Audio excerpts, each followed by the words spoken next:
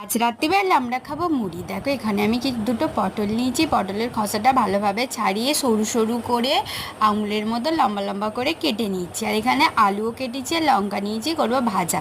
দেখো কড়াতে তেল দিয়ে আমি ওতে আলু, কাঁচা লঙ্কা যেটা কেটেছিলাম দিয়ে ওতে লবণ আর হলুদ দিয়ে ঢাকা দিয়ে সরিয়ে দিলাম অন্য গ্যাসটাতে বসিয়ে। এখানে একটা পাত্রে দেখো নিয়েছি আমি বেসন, কর্নফ্লাওয়ার, লবণ আর একটু মশলা দিয়ে মাখিয়ে একটু অল্প পরিমাণে জল দিয়ে থকথকে একটা ব্যাটার বানিয়ে নিয়েছি। আর ছোটো কড়াই বসিয়ে পটলের যেগুলো কেটেছিলাম ভালোভাবে চুবিয়ে নিয়ে দেখো এপিট উপিট উল্টে লাল লাল করে ভাজা হয়ে যাচ্ছে। আর ওদিকে আমার আলুটাও ভাজা হয়ে গেছে। একটা জায়গাতে দেখো ভাজা পটলগুলো তুলে নিলাম, যেগুলো চপ বানিয়েছি, আর ওটা নিয়েছি কাসুন্দি। কাসুন্দি দিয়ে যা খেতে হয়েছিল না। আর এখানেও দেখো মশলাদার পাঁপড় নিয়েছি, নিয়ে এপিট উপিট উল্টে ভেজে নিলাম। পাঁপড় ভাজা সবগুলো আমার রেডি হয়ে গেছে। চলো এবার মানুকে রাত্রিরে মুড়ি খাবো, তো যেহেতু ওকে দিয়ে দিই।